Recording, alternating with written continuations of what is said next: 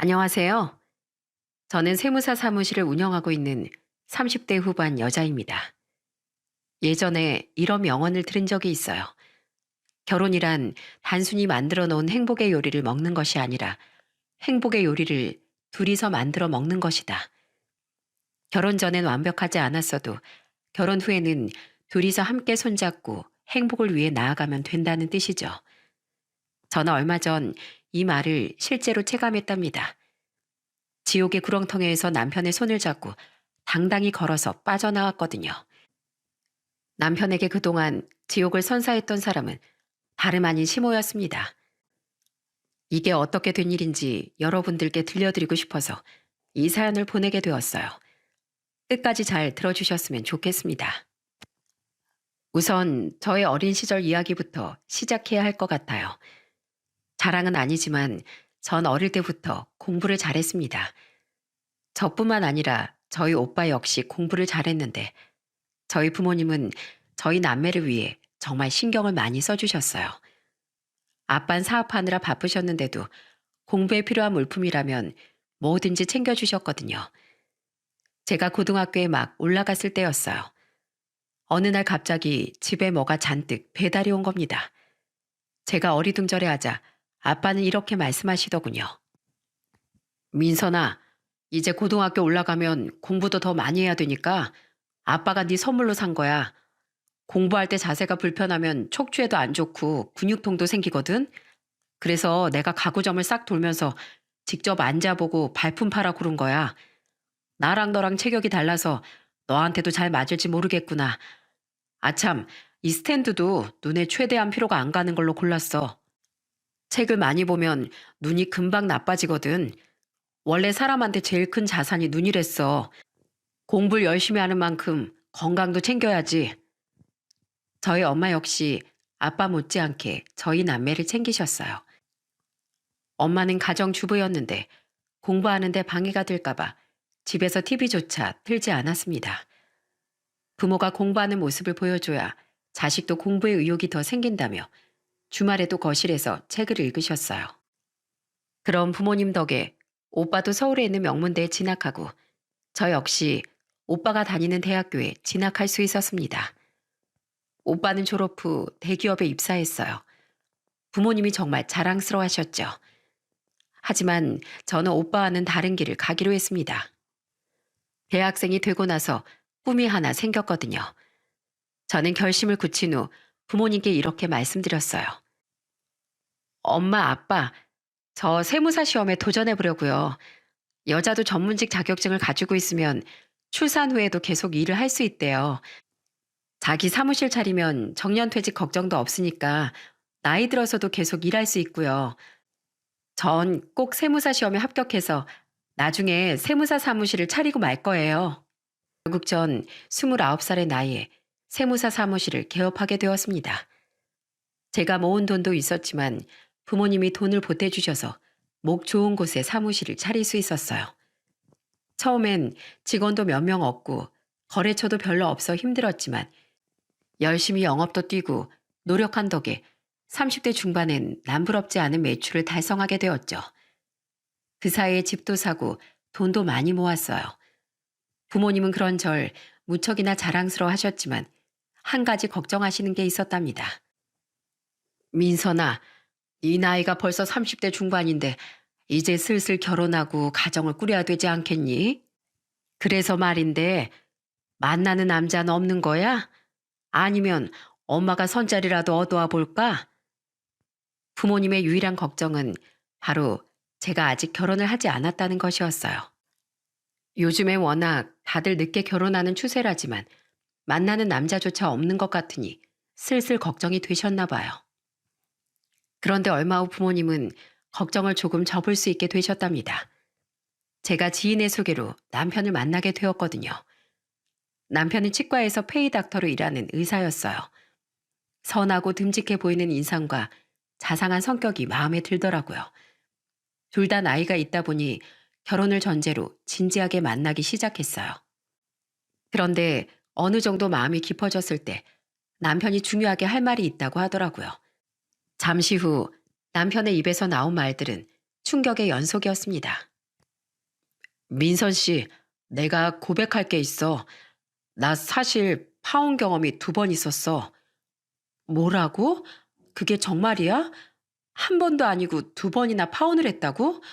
그런 얘긴 처음 듣는데? 민선실 소개해준 그 동생은 내 파혼 사실을 몰라. 나도 속일 생각은 없었는데 이제 와서 말하게 돼서 너무 미안해. 얼른 말해야지 했는데 말할 시기를 그만 놓쳤던 것 같아. 그런데 민선 씨가 좋아질수록 자꾸 죄책감이 들더라. 결혼을 전제로 만나고 있는데 이런 걸 속이면 안 되잖아. 저는 너무 황당했습니다. 남편의 나이가 벌써 40이긴 했지만 파혼 사실이 한 번도 아닌 2번이나 있다는 게 믿어지질 않았어요. 파혼을 2번이나 했다면 남편에게 제가 모르는 문제가 있는 걸 수도 있겠다고 생각했죠. 도대체 파혼을 2번이나 한 이유가 뭔데? 나한테 뭐 숨기는 비밀이라도 있는 거야? 능력도 있고 성격도 좋은데 도대체 왜?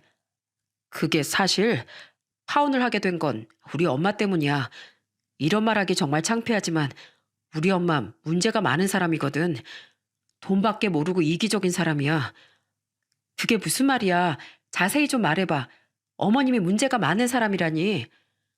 엄마가 내가 의사란 이유로 결혼하려고 했던 여자들한테 이것저것 많이도 요구하더라. 의사 사위 보려면 최소한 열쇠 3개는 갖고 와야 된다면서 집을 해오라고 하기도 하고 예단을 말도 안 되게 요구하기도 했어. 현금 몇 천만 원을 아무렇지 않게 달라고 하는 건 기본이고 친척들한테 다 돌린다면서 비싼 이불을 몇 채나 해오라고 했는지 몰라. 그때 결혼하려고 했던 여자네 집안이 좀 잘 살았는데 자기한테 가게를 해달라는 둥, 차를 한 대 사달라는 둥 바라는 게 정말 많더라고. 그런데 그 여자들이 바보도 아니고 이런 집안에 시집을 오고 싶겠냐고. 내 의사 면허 빼곤 전부 다 꽝인 집안인데 정말 어머님이 그러셨다고? 그렇게 많은 걸 요구하셨단 말이야? 그래, 내가 지금 요약해서 말하는 거라 이것뿐이지 사실 이것보다 훨씬 많았어. 그런데 거기다가 의사 아들이라고 유세 부리면서 예비 며느리한테 그렇게 무시해댔으니 누가 버틸 수 있었겠어. 기껏 의사 아들 키워놨더니 별 볼 일 없는 여자가 며느리로 들어온다면서 얼마나 막말을 했는지 몰라. 나 솔직히 옆에서 지켜보면서도 너무 힘들었어. 평생 엄마한테 잡혀 살아서 반항 한번 해보지 못하고 휘둘리는 내가 너무 한심했다고. 결국 그렇게 2번이나 파혼 당하고 나니까 더 이상 여자를 만나고 싶은 생각도 안 들더라. 그래서 나 30대 중반부터 계속 혼자였어. 그러다가 최근에 친해진 동생이 한 번만 만나보라면서 민선실 소개해주길래 만나게 됐는데 굳게 닫힌 것 같던 내 마음이 스르륵 열리더라고. 그래서 감히 내가 다시 한번 결혼을 꿈꾸게 됐어. 민선 씨, 정말 미안해. 나 같은 건 여자를 만나지 말아야 하는데 민선 씨 인생의 오점이 되는 것 같아서 너무 미안해. 저는 너무 갑작스런 얘기에 할 말을 잃고 말았습니다.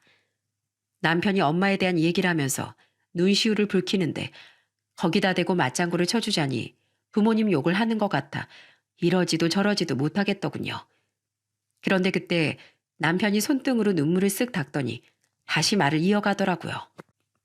민선 씨, 그런데 이게 다가 아니야. 사실 우리 엄마 전과자야. 뭐? 전과자라니 그것도 무슨 소리야. 예전에 개모임에서 갯돈을 들고 잠적하신 적이 있었거든. 꽤 큰 돈이었는데 워낙 돈 욕심이 많은 분이라 하지 말아야 될 짓까지 해버린 거지. 그래서 감옥에서 1년 동안 살다 나왔어. 내가 저번에 우리 부모님 이혼하셨다고 얘기한 적 있지? 그거 다 우리 엄마 때문이야. 아빠가 열심히 돈 벌어다 오면 엄마가 탕진하기 바쁘고 그것도 모자라 남들한테 사기까지 치고 다니니까 아빠가 버틸 수 있었겠어? 아마 나 같아서도 못 참고 이혼했을 거야. 민선 씨, 나 범죄자 아들이야. 나 정말 못났지? 남편은 그렇게 말하며 흐느끼기 시작하더군요. 저는 폭격기처럼 몰아치는 남편의 고백에 정신을 차릴 수가 없었어요. 살면서 주변 사람 중에 죄를 지어 감옥에 간 사람을 한 번도 못 봤는데 하필이면 예비 시모가 전과자라뇨. 남편만 봤을 땐 정말 세상에서 제일 착한 사람이었는데 어떻게 모자가 이렇게 다를 수가 있는지 이해가 되지 않았습니다. 그런데 남편의 고백은 거기서 끝이 아니었어요. 한참을 흐느끼던 남편이 이런 말을 하더라고요. 우리 집안은 전부 다 글러먹었어. 아빤 이혼해서 따로 사시고 엄만 돈에 누먼 사기꾼이고 내 남동생은 재활용도 불가능한 망난이야. 여동생은 그 꼬라지 보기 싫다고 진작에 연락 끊었고 남동생은 또 왜? 혹시 어디서 사고라도 치고 다니는 거야? 맞아. 내 남동생은 어릴 때부터 사고만 치고 다녔어. 학교 다닐 땐 애들 괴롭혀서 우리 아빠가 학교에 불려다니고 결국엔 고등학교 퇴학까지 당했다고. 웃긴 게 뭔 줄 알아? 동생이 그렇게 사고를 치고 다니는데 엄마 밖에서 놀러 다니느라 신경도 안 썼다는 거야.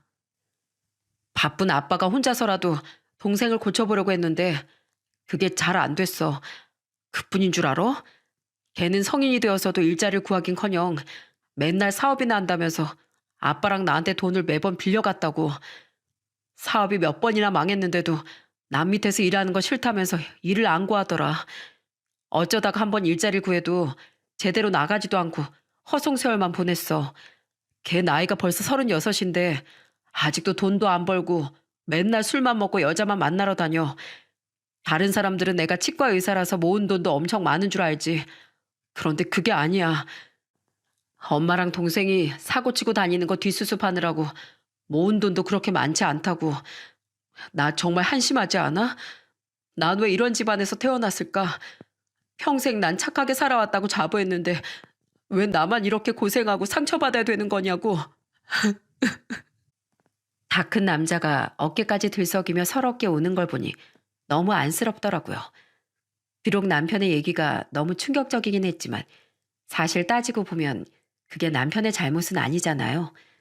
가족을 잘못 만나 평생 희생만 하고 산 남편을 위로해주고 싶은 생각이 들었습니다. 저는 남편을 꼭 안아주며 이렇게 말했어요.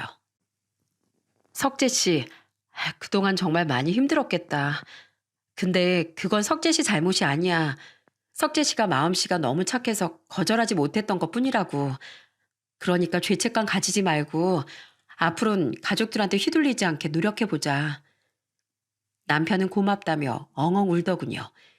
사실 예비 시모와 시동생이 상종 못할 인간들인 것 같아 마음에 걸리긴 했어요. 하지만 남편이 워낙 좋은 사람이니 일단은 믿고 계속 만나며 조금 더 생각해보기로 했죠. 그렇게 남편과 만난 지 1년 반쯤 되었어요. 그동안 자잘한 사건들이 있긴 했지만 크게 문제가 되는 점은 딱히 없었습니다. 그런데 어느 날 남편이 고급 레스토랑에서 저에게 프로포즈를 하더군요. 민선 씨, 나 정말 염치 없는 거 알지만 나랑 결혼해 줄래? 절대로 우리 엄마가 민선 씨한테 못된 짓 못하게 한다고 약속할게. 그리고 내 동생이 패기치는 일도 절대 없게 할 거야. 저는 고민을 많이 했지만 그동안 남편이 보여준 진실된 모습에 남편을 믿어보기로 했어요. 하지만 걱정되는 마음에 남편에게 이렇게 말했죠. 그래, 결혼하자. 그런데 석재 씨가 아무리 내 편이 되어준다고 해도 가족을 그렇게 쉽게 외면할 수 없다는 거 잘 알아. 아마 석재 씨가 여태까지 당했던 일들이 또 벌어질 수도 있겠지.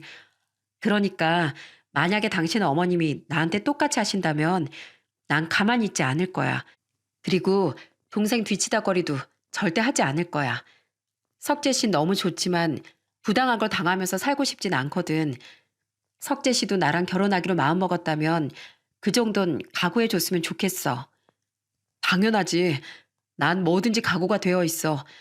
그동안은 엄마랑 동생한테 휘둘리면서 살았지만 이번엔 내가 사랑하는 사람을 선택할 거야. 그렇게 전 남편과 결혼을 약속하게 되었어요. 그리고 예비시댁에 인사를 드리러 갔죠. 남편은 예비시모에게 이번만큼은 제발 가만히 있어달라고 단단히 당부했다고 하더군요. 남편에게 집안 형편이 많이 안 좋다고 얘기를 듣긴 했는데 막상 예비시댁에 도착해보니 집이 정말 작고 허름하더라고요. 예비시모는 절 보자마자 탐색이라도 하듯 위아래로 훑어봤어요. 잠시 후 같이 식사를 하는데 이것저것 많이 물어보시더군요. 저는 남편에게 들은 게 있었기 때문에 일부러 말을 아꼈어요. 아버지가 사업을 하시면 돈이 꽤 있으시겠네. 직원은 몇 명이나 되는데 직원 몇 명 안 돼요. 오래 하시긴 했는데 그렇게 큰 회사는 아니어서요. 그냥 저랑 오빠 대학 보낼 정도로 하신 거죠. 사실 저희 아빤 직원이 20명 정도 되는 회사를 운영하고 계셨고 매출도 꽤 많았지만 사실대로 말하면 욕심낼 게 뻔해서 적당히 둘러댔어요. 그러자 예비 시모는 언짢은 표정을 짓더니 이번엔 이렇게 말하더군요. 사업을 오래 하셨다면서 아직도 규모가 얼마 안 된다고? 그럴 거면 차라리 회사 다니는 게 낫지 않나? 사업하는 메리트가 하나도 없구만. 그럼 넌 세무사 사무실에서 얼마나 버니? 네가 대표 세무사니까 그래도 직장인의 한 5배는 벌겠지? 아니에요. 요즘에 세무사들도 먹고 살기 힘들어서요. 저도 그냥 저 혼자 생활할 정도로만 벌어요. 뭐라고? 세무사 사무실을 10년 가까이 운영했다면서 겨우 그 정도만 번다고? 예전엔 사짜 직업이면 다 잘 나가는 줄 알았구만. 이제 세무사도 한물 갔나 보네. 전문직이라서 한 달에 외제차 한 대 값은 버는 줄 알았더니. 어머님도 참 드라마 속 주인공도 아니고 외제차 한 대 값을 어떻게 벌어요. 요즘에 경기가 워낙 안 좋잖아요. 전문직이라고 다 잘 버는 거 아니에요. 그런데 그때 옆에 있던 시동생이 깐족대면서 나서더군요. 에이, 엄만 저 말을 믿어? 분명히 형이랑 미리 짜고 친 거겠지. 엄마가 그동안 형이 데려오는 여자들마다 들들 볶았잖아. 이번엔 엄마한테 당하기 싫어서 둘이 짜고 거짓말하는 거라니까. 안내감으로 어쨌다고 그래. 넌 시끄럽게 하지 말고 가서 냉수나 마시고 술이나 깨. 너야말로 어디 가서 좋은 여자 좀 데려와 봐라. 세무사 며느린 영 실속 없는 것 같으니 좀 괜찮은 여자를 한번 알아보란 말이야. 남편이 자중해 달라고 부탁했는데도 제 앞에서 대놓고 그렇게 말씀하시는 걸 보니 저도 얕잡아 보이면 안 되겠다는 생각이 들더라고요. 그래서 전 예비 시모에게 이렇게 말했어요. 어머님, 일단 제 소개는 간단히 마친 것 같은데 결혼 날짜를 잡기 전에 확실하게 하고 싶은 게 있어서요. 뭐? 그게 뭔데? 반반 결혼이라는 말 들어보셨죠? 저희 신혼집 저랑 석재 씨가 모은 돈 반반으로 구할 거고요. 위치도 저희 둘의 직장 가운데로 할 거예요. 그리고 결혼식 비용, 신혼여행 비용, 혼수까지 전부 다 반반으로 하기로 했어요. 예단과 예물은 불필요한 지출이니까 생략할 거고요. 결혼 후에는 석재 씨가 어머니께 드리던 용돈은 반으로 줄일 거예요. 저희도 아이 낳고 키우려면 지금부터 열심히 벌고 모아야 되거든요. 제 직업이 세무사니까 월급 통장 관리는 전부 제가 할 거고 집안 행사처럼 꼭 필요한 지출 외엔 쓰지 않을 거예요. 어머님도 알아두셔야 할 것 같아서요. 어머머, 얘가 미쳤나? 아, 왜 이렇게 돈돈거려? 얘, 넌 시애미 될 사람이 무섭지도 않은가 보구나. 너 이런 식으로 어른 앞에서 당돌하게 굴면 나 이 결혼 못 시켜. 어머님이 허락 안 해주셔도 저는 이 결혼 할 거예요. 전 석재 씨랑 결혼하는 거지 어머님이랑 결혼하는 게 아니니까요. 제 말투가 예의 없어 보였다면 죄송합니다. 제 직업이 세무사라서 그런지 돈에 있어선 확실하게 하는 게 좋아서요. 얘 좀 봐라. 석재 너 정말 이런 애랑 결혼할 셈이니? 결혼 전부터 이렇게 요망하게 구는 애랑 결혼을 하겠다고? 엄마, 제가 결혼할 사람은 제가 골라요. 엄마가 마음에 안 드셔도 어쩔 수 없어요. 그리고 제가 이번만큼은 제발 가만히 계셔달라고 말씀드렸죠. 그런데 왜 또 이러세요? 저 벌써 나이가 41예요. 엄만 제가 평생 노총각으로 늙어 죽었으면 좋겠어요? 제발 결혼하는데 방해 좀 하지 마세요. 아, 이것들이 아주 쌍으로 미쳤나 보네. 그래, 어디 너희들 마음대로 해봐라. 부모가 반대하는 결혼 꾸역꾸역해서 어디 잘 사나 한번 보자고. 남편이 예비 시모에게 그렇게 대든 적이 별로 없어서 그런지 많이 당황한 것 같더라고요. 저는 남편과 함께 그 자리를 조용히 빠져나왔습니다. 저희가 한두 살 먹은 어린애도 아니고 예비 시모가 반대한다고 결혼 못하는 건 아니잖아요. 그래서 전 예비 시모는 무시하고 결혼 준비를 시작했어요. 다행히 저희 부모님은 남편을 무척 마음에 들어 하셨거든요. 그런데 저와 남편이 그날 똑부러지게 의견을 얘기해서 그랬을까요? 예비 시모는 그날 이후 저와 남편이 결혼 준비하는 걸 방해하지 않았어요. 오히려 저한테 이것저것 필요한 것도 챙겨주고 잘해주더군요. 거의 다른 사람인 것 같은 수준이었죠. 말투도 상냥해지고 상견례 때도 별다른 문제를 일으키지 않았어요. 그렇게 평생 남편을 괴롭히시더니 이제라도 반성하고 아들의 행복을 빌어주는 건가 하는 생각이 들더라고요. 역시 지렁이도 밟으면 꿈틀한다는 걸 보여줘야 되나 봐요. 그렇게 무탈하게 결혼 준비를 하고 저는 결혼식을 올리게 되었습니다. 결혼식장에서 양가 부모님께 인사드리는 순서가 되었어요. 사회자의 멘트에 따라 제가 시모와 포옹을 하는데 저에게 작은 목소리로 이렇게 말하더군요. 며느라, 앞으로 내가 딸처럼 대해줄 테니 너도 날 엄마처럼 생각하려무나. 우리 이제 잘 지내보자. 결혼식이 끝난 후 저희는 신혼여행을 떠났습니다. 남편은 신혼여행 첫날부터 술을 마시더니 또 서럽게 울기 시작하더라고요. 민선 씨, 아니 여보, 나랑 결혼해줘서 너무 고마워. 나 솔직히 내 인생에 결혼이라는 건 평생 없을 줄 알았어. 그런데 이렇게 사랑하는 사람과 결혼을 하게 되다니 나 정말 믿어지지가 않아. 여보, 울지 마. 이젠 행복할 일만 남은 거야. 결혼식장에서 어머님이 나한테 뭐라고 말씀하셨는 줄 알아? 앞으로 엄마랑 딸처럼 사이좋게 지내자고 하셨어. 그리고 우리 결혼 준비할 때 어머님이 방해도 안 하셨잖아. 어머님도 이젠 깨달으셨나 봐. 그동안 본인 때문에 당신이 얼마나 힘들었는지 말이야. 그게 정말이야? 정말 우리 엄마가 그런 말을 했다고? 그래, 그렇다니까. 아무리 어머님이 돈 욕심이 많아도 설마 자식을 일부러 불행하게 만들겠어? 그동안은 당신이 힘들 거라는 걸 생각을 못 하신 거겠지. 그러니까 이제부턴 가족 때문에 스트레스 받지 말고 우리 잘 살아보자. 나 정말 앞으로는 그럴 수 있을까? 나 사실 우리 엄마한테 바라는 거 별거 없었어. 나한테 물려줄 유산이 없어도 되고 맛있는 밥 같은 거 안 차려줘도 돼. 그냥 남들처럼 자식의 행복을 바라는 부모였으면 좋겠다고만 생각했거든. 그런데 그것조차 되지 않는 것 같아서 너무 힘들었어. 그런데 결국은 내가 바라던 그날이 오긴 왔네. 여기까지 오는데 너무 오래 걸렸어. 나 이젠 행복해도 되는 거지? 그럼 당연히 행복해도 되지. 그동안 당신 열심히 살았잖아. 우리 앞으로는 아이도 낳고 서로 존중하면서 행복하게 지내보자. 저는 서럽게 우는 남편을 꼭 안아주었어요. 이제는 모든 게 해결되었으니 행복한 결혼 생활만 남았다고 생각했죠. 하지만 그건 저의 크나큰 착각이었습니다. 신혼여행이 끝나고 시댁에 갔을 때 사건이 벌어지고 말았거든요.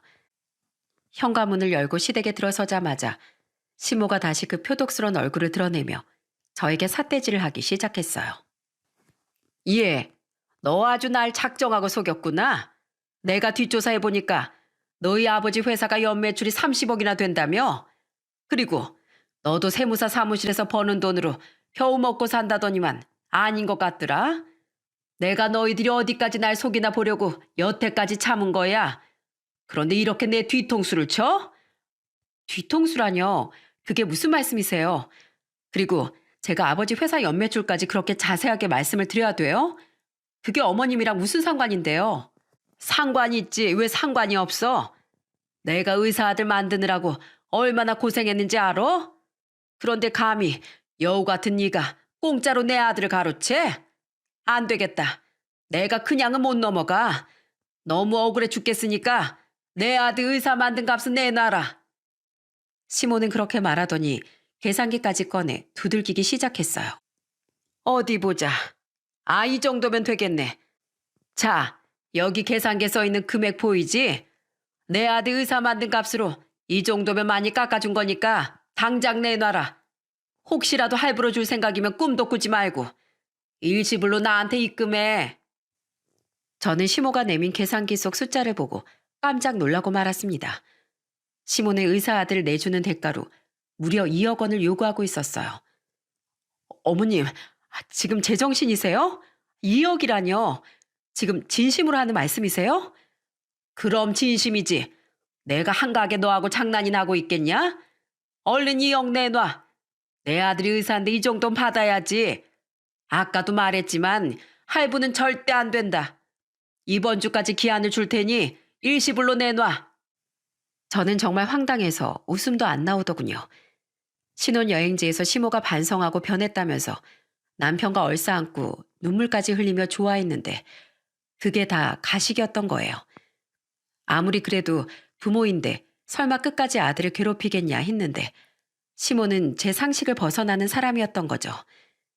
저는 더 이상 참지 못하고 시모에게 똑같이 소리를 질렀습니다. 2억을 일시불로 달라고요? 어머님은 장사하려고 아들을 의사로 만드셨나 보죠? 저희 부모님도 저 세무사 만드시느라 고생 엄청 하셨어요. 그러면 어머님도 세무사 며느리 얻은 값으로 2억 주시면 되겠네요. 어딜 세무사를 의사에 갖다 비벼? 너희 부모님이 그러라고 시키시디? 능력 있는 치과의사 사회 얻었으면 그 정도는 당연히 해야 되는 거야. 내가 뭐 건물을 달래? 아니면 집을 사달래? 의사 아들 키운 값으로 꼴랑 2억 원 달라는 게 그렇게 큰 요구야? 너도 그렇고 너희 부모님도 그렇고 정말 다 뻔뻔하구나. 어차피 너희 아버지 회사에서 연매출이 30억이라는데 2억이면 없어도 그만인 돈이잖아. 내 선에선 합당한 욕을 한 것뿐이니 당장 이번 주 안에 가져오도록 해. 안 그러면 너희 회사랑 너희 아버지 회사에 찾아가서 나 핏개 들고 시위라도 할 테니까. 아, 그래요? 뭐라고 시위를 하시게요? 아들 가지고 장사하려고 했는데 안 먹혀서 억울하다고 시위하실 건가요? 사람들이 잘도 같이 욕해주겠네요. 그런데 저도 전문직이라 사회적 지위가 있는데 저희 회사 앞에서 그런 짓을 벌이는 꼴은 절대 못 보죠. 그럼 이렇게 하면 되겠네요. 잘난 의사 아들 필요 없으니까 도로 가져가세요. 어차피 혼인신고도 안 했으니까 시원하게 헤어질게요. 이 사람 저랑 헤어지면 벌써 파혼이 3번이라죠? 아들을 3번이나 파혼시키니까 참 자랑스러우시겠어요. 아주 오래 어머니 상이라도 받으셔야 되는 거 아니에요? 뭐? 네가 감히 우리 아들이랑 헤어져? 너 우리 아들이랑 헤어지면 이혼녀 딱지 붙는 거야? 그냥 깔끔하게 2억 원 내놓고 의사 남편 어찌 그래? 그게 너한테도 이득일 텐데. 아직 혼인신고도 안 해서 법적으로 미혼인데 무슨 이혼이에요? 아, 이제 알겠네요. 결혼식 전까지 왜 저한테 잘해주시나 했더니 제가 이혼녀 되는 거 무서워서 어머님이 요구하는 돈 바로 줄 알고 그러셨나 보죠?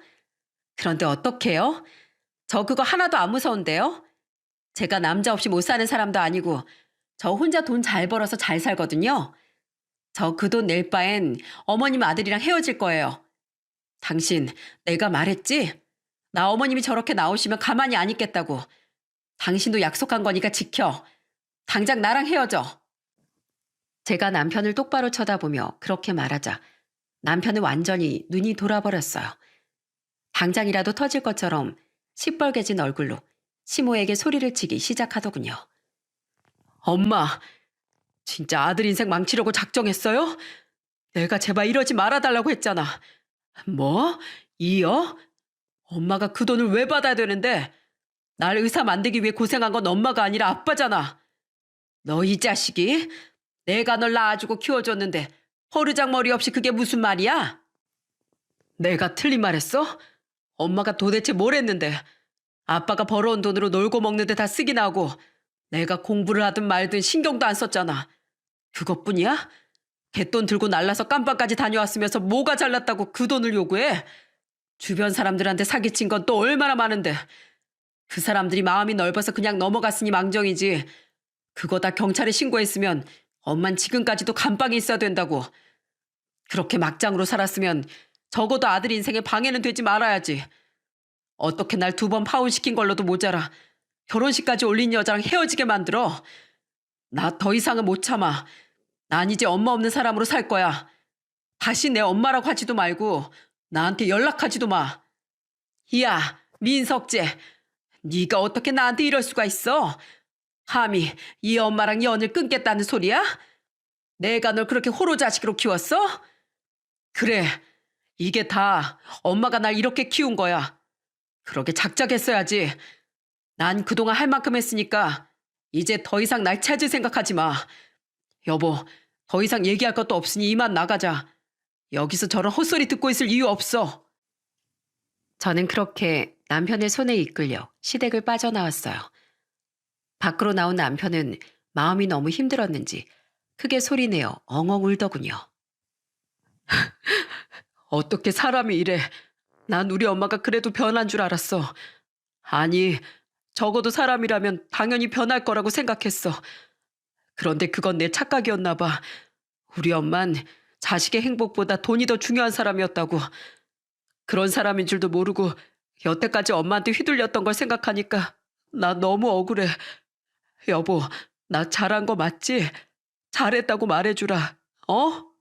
그럼 잘했고 말고 낳아준다고 다 부모는 아니라잖아. 그래도 당신은 여태까지 자식으로서 충분히 할 만큼 한 거야. 그러니까 죄책감 가질 필요 없어. 당신은 부모와 연을 끊은 호로 자식이 아니라 당신의 삶을 되찾기 위해 마지막으로 발악한 것뿐이라고. 그리고 아까 당신이랑 헤어지겠다고 했던 건 내 진심이 아니었어. 당신이 날 위해서 어머님과 연까지 끊을 수 있다고 약속했던 걸 믿었으니까 그래서 내가 그렇게 말한 거야. 그런데 용기 내서 그렇게 말해줘서 정말 고마워. 이젠 지긋지긋한 인연도 끝났으니까 우리끼리 잘 살면 되는 거야. 알았지? 저는 남편과 부둥켜 안고 한참을 울었습니다. 남편은 그동안 서러웠던 것들을 다 쏟아내기라도 하듯 눈물을 하염없이 흘리더군요. 남편이 어느 정도 진정이 된 후에야 신혼집으로 돌아가 쉴 수 있었답니다. 그 이후 저희 부부는 시모와 연락하지 않고 신혼생활을 즐겼어요. 남편도 우리 둘끼리만 있으니 마음이 편해 보이더군요. 그런데 시모와 연을 끊은 지 일주일 후 주말이었습니다. 남편과 함께 시댁 근처 백화점에 쇼핑을 하러 갔다가 시동생을 마주치게 되었어요. 시동생은 기분 나쁜 표정으로 저희들을 번갈아 쳐다보더니 남편에게 이렇게 말하더군요. 어? 역대급 페루나 납셨네. 형 때문에 우리 엄마 쓰러져서 맨날 울고 있는데 형은 형수랑 잘만 놀러 다닌다. 형수가 얼마나 잘 꼬셨길래 그렇게 효자 소리 듣던 형이 이렇게까지 해? 야, 쓸데없는 소리 하지 말고 가서 넌 직장이나 구해. 직장은 내가 알아서 구할 거야. 아, 됐고 이왕 백화점에서 마주친 김에 나 옷이나 한 벌 사주라. 내가 꼭 사고 싶은 옷이 있는데 돈이 조금 모자라네. 형 돈 잘 버니까 동생한테 그 정도는 해줄 수 있잖아. 사고 싶은 옷이 있으면 네가 벌어서 사. 네 나이가 몇 살인데 아직도 나한테 빌붙으려고 해? 언제까지 그 한심한 생활을 이어갈 거냐고. 내가 그동안은 바보같이 너랑 엄마한테 돈을 퍼다 줬지만 이젠 절대 그럴 일 없어. 그러니까 제발 정신 차리고 가서 공장이라도 취업하든지 아니면 막노동이라도 해서 10,000원 한 장 벌 생각을 하라고. 쪽팔리게 막노동을 어떻게 해? 그러지 말고 내가 이번에 좋은 사업 아이템이 하나 있거든. 형이 투자 좀 해주라. 내가 돈 벌면 2배로 되돌려줄게. 미친 소리 하지 마. 네가 그동안 사업한다고 돈 빌려가서 잘 된 적이 한 번이라도 있었어?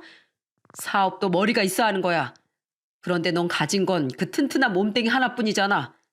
그러니까 그 몸뚱이로 가서 막노동이나 하라고. 아, 진짜 치사하게 구네. 내가 남도 아니고 친동생인데 이렇게까지 해야 돼? 너야말로 친형한테 너무하다는 생각 안 드냐? 더 이상 너랑 말 섞고 싶지 않으니까 당장 꺼져. 기분 좋게 나온 쇼핑이었는데 시동생 때문에 망치고 말았어요. 그래서 기분 전환이나 할 겸 남편이랑 맛있는 것도 사 먹고 밤 늦게까지 놀다가 집에 들어갔죠.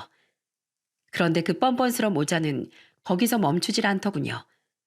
며칠 후 저희 친정엄마한테서 전화가 걸려왔어요. 민선아, 오늘 안사돈한테서 전화가 왔더라. 너한테 이미 들어서 알고 있긴 했지만 해도 너무 아시더구나. 아, 글쎄 자기 아들 뺏어갔으니 2억을 달라고 나한테 어찌나 소리를 치던지. 내 살다 그렇게 무식하고 경박한 사람은 처음 본다. 아유, 좋은 시어머니 만나도 모자랄 판에 하필이면 시모자리가 그런 무식한 여편네라니. 뭐라고요? 어머님이 엄마한테 전화해서 난리를 쳤다고요? 그래서요. 그래서 엄마는 뭐라고 했는데요? 뭐라고 하긴 뭘 뭐라고 해. 자식 가지고 장사하는 거 아니라고 따끔하게 한마디 했지. 그랬더니 나보고 넌 뭘 그렇게 잘났냐면서 소리를 고래고래 지르더라.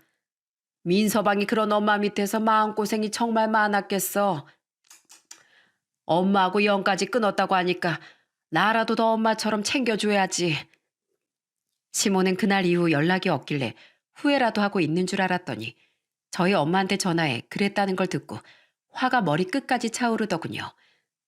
저는 퇴근하고 남편에게 이 사실을 다 말해버렸어요. 그러자 남편은 식탁을 주먹으로 콱 내리치며 화를 참지 못하더군요. 그리고선 휴대폰을 들어 시모에게 전화를 하더라고요. 남편이 스피커폰으로 해놓는 바람에 저도 통화 내용을 다 들을 수 있었답니다. 웬일로 네가 먼저 전화를 다 하냐? 그 여우 같은 계집애한테 놀아나서 이 엄마를 버린 게 얼마나 잘못한 일인지 깨달았나 보지? 그래, 그래서 2억은 준비된 거냐? 그 요망한 게 고집을 꺾고 그 돈을 준다고 하든? 당신 진짜 미쳤어? 아주 돈에 환장해서 눈앞에 보이는 게 없지. 아무리 생각이 없고 무식해도 그렇지. 어떻게 장모님한테까지 전화해서 2억 타령을 할 수가 있어? 뭐? 당신? 너 지금 엄마 보고 당신이라고 한 거야? 그래, 당신. 내가 말했지. 이제 나한테 엄마 같은 건 없는 거라고. 부모 대접을 받고 싶으면 부모답게 행동해. 자식 등골 빨아먹을 생각만 하지 말고 한 번만 더 우리 장인 장모님한테 2억 타령하거나 우리 앞에 나타나면 가만히 있지 않을 거야. 그땐 나도 무슨 짓을 할지 모르니까 다시 내 눈에 띄지 마. 알겠어? 남편은 그렇게 소리치더니 전화를 확 끊어버렸어요. 남편이 너무 무섭게 화를 내서 겁이라도 먹은 건지 시모는 그날 이후 더 이상 연락을 하지 않더라고요.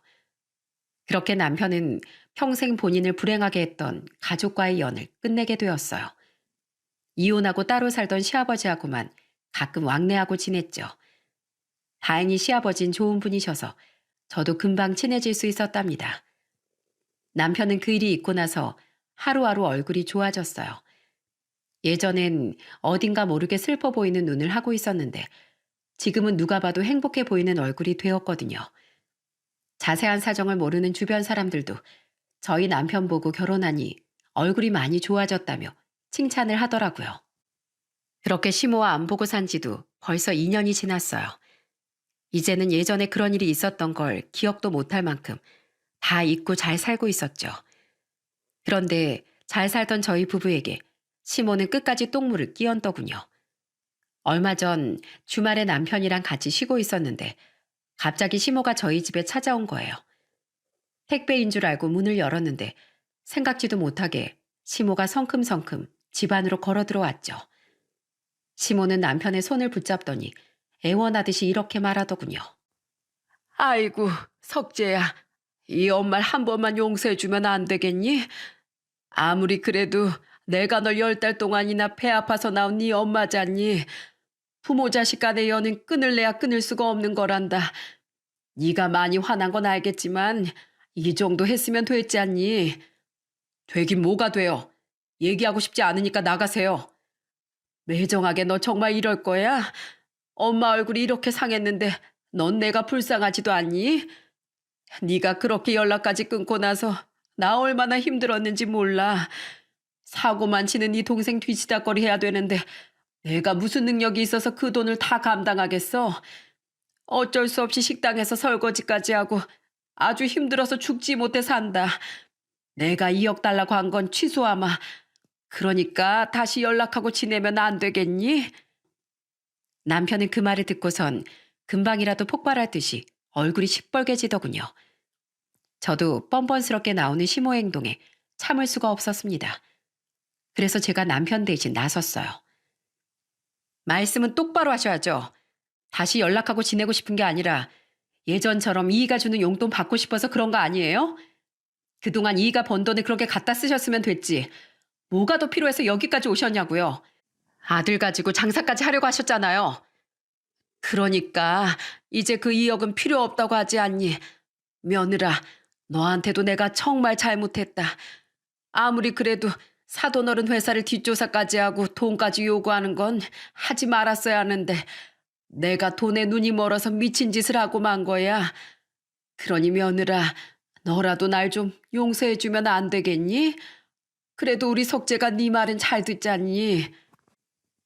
시모는 무릎까지 꿇고선 눈물을 뚝뚝 흘리더군요. 그런데 잘못했다고 백날 빌어도 모자랄 판에 또다시 뻔뻔스런 얘기를 꺼내더라고요. 석재야, 내가 많은 건 안 바란다. 이번에 네 동생이 사고 친 것만 좀 해결해다오. 어디서 사채까지 끌어다가 돈을 왕창 빌린 모양인데, 아이고, 그거 내가 대신 갚느라 아주 등골이 휘어질 판이야. 너도 알잖니. 나 평생 일 안 하고 살아왔던 거. 그런데 다 늙어서 식당에서 설거지를 하려니 너무 힘들어서 죽을 것 같아. 이 엄마가 정 미우면 네 동생을 봐서라도 좀 도와다오. 도와주기만 한다면 엄마가 다시 너희를 괴롭히지 않겠다고 약속하마. 그러니까 한 번만 용서하고 도와주면 안 되겠니? 그놈의 한 번만 한 번만.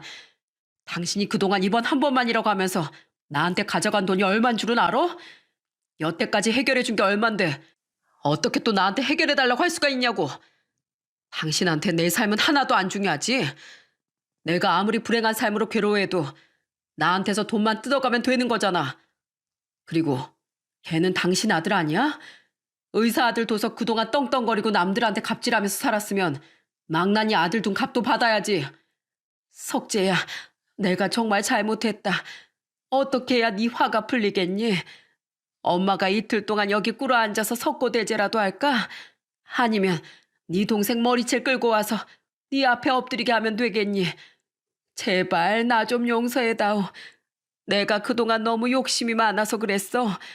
이번 한 번만 용서해주면 다신 네 신기를 거슬리지 않겠다고 약속할게. 됐어. 다 필요 없으니까 나가. 당신한테 더는 휘둘리지 않을 거니까 빨리 안 나가? 남편은 결국 시모의 등을 떠밀어 집 밖으로 쫓아내더군요. 끝까지 울고 불며 한 번만 도와달라고 말하는 시모의 모습을 보자 참 한심하더라고요.